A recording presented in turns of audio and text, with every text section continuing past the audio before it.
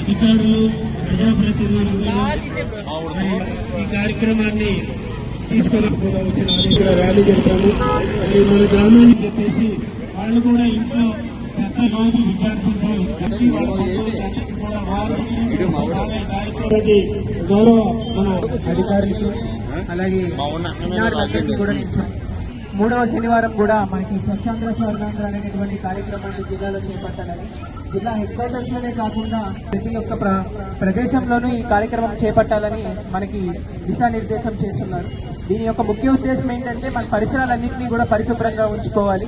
ఎందుకంటే ఒకవేళ అవి అక్కడ చెత్త చేరితే, మన పరిసరాల్లో చెత్త చేరితే అక్కడే మనకి క్రిమి కీటకాలన్నీ కూడా పెరుగుతూ ఉంటాయి, అక్కడే దోమలు పుడుతూ ఉంటాయి. ఆ దోమలన్నీ కూడా వచ్చి మళ్ళీ మనల్ని కుట్టి ఆటోమేటిక్ గా మళ్ళీ మనకి విష జ్వరాలు అవన్నీ కూడా వస్తూ ఉంటాయి. కాబట్టి వాటిని క్లీన్ చేసుకోవాల్సిన అవసరం ఎంతైనా ఉంది. అలా చేపట్టిన చర్యల వల్ల కానీ లేకపోతే యాంటీ మలేరియల్ యాక్టివిటీస్ వల్ల కానీ ఈ సంవత్సరం మనకి మలేరియా యొక్క నెంబర్ పోయిన సంవత్సరంతో పోలిస్తే తగ్గింది.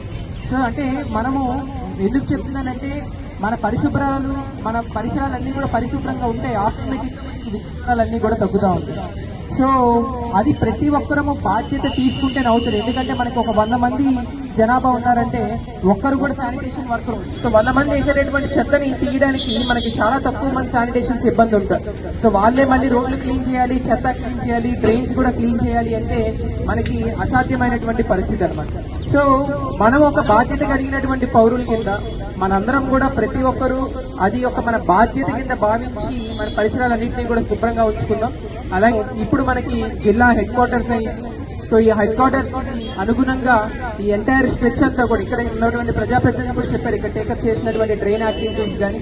సో మొన్న గౌరవ ముఖ్యమంత్రి గారు వచ్చినప్పుడు కూడా మనకి అష్యూరెన్స్ ఇచ్చున్నారు, ఏమనంటే ఈ జిల్లా ఇస్తామని చెప్పి మొత్తం కంప్లీట్ గా ఎండ్ టు ఎండ్ రోడ్ చేస్తామని చెప్పి కూడా మనకి అష్యూరెన్స్ ఇచ్చారు. దానికి సంబంధించి ఆల్రెడీ ఇప్పటికే ఒక 30 కోట్ల రూపాయలతోటి మనము ఫైల్ కూడా పంపించడం జరిగింది. ఎందుకంటే మన హెడ్ క్వార్టర్స్, జిల్లా హెడ్ క్వార్టర్స్ ఎలాగ ఉండాలి, ఎంత క్లీన్ గా ఉండాలనే ఉద్దేశంతో మనం ఆలోచిస్తా ఉన్నాం. దాంట్లో కూడా సాసాని ఇన్కార్పొరేట్ చేసి మనం పంపించడం జరిగిందని చెప్పి అందరికి తెలియజేస్తా ఉన్నాం.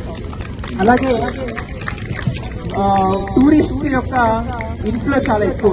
సో ఈ ఏజెన్సీ ప్రాంతంలో ఇక్కడ చూడడానికి వాటర్ ఫాల్స్ కానీ లేకపోతే ఇక్కడ ఉన్నటువంటి ఆహ్లాదకరమైనటువంటి ప్రదేశాన్ని సో మనం చూస్తున్నాము, టూరిస్ట్ చెత్త అనేది కూడా చేరుతా ఉందన్నమాట. సో అది ఓవర్ అయిపోయిందంటే టూరిజం కూడా ఆగిపోతుంది మనకి. సో మనకి ఇక్కడికి వచ్చేటటువంటి లైవ్లీహుడ్ కూడా కంప్లీట్ గా ఆగిపోతుంది. కాబట్టి సో జిల్లా యంత్రాంగం తరఫున ఒక ఇనిషియేటివ్ కూడా తీసుకుంటా ఉన్నాం.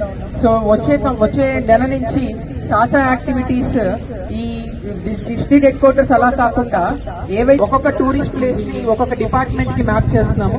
సో ఆ డిపార్ట్మెంట్ లో ఉన్నటువంటి అఫీషియల్స్ ఆ టూరిస్ట్ ప్లేస్ ని దత్తత తీసుకొని అక్కడ అక్కడ మొత్తం కూడా పరిశుభ్రంగా ఉండే విధంగా చర్యలు చేపడుతున్నామని చెప్పి కూడా మీ అందరికీ తెలియజేస్తూ ఈ యొక్క కార్యక్రమంలో పార్టిసిపేట్ చేసిన ప్రతి ఒక్కరికి నేను ధన్యవాదాలు తెలుపుతా ఉన్నాను.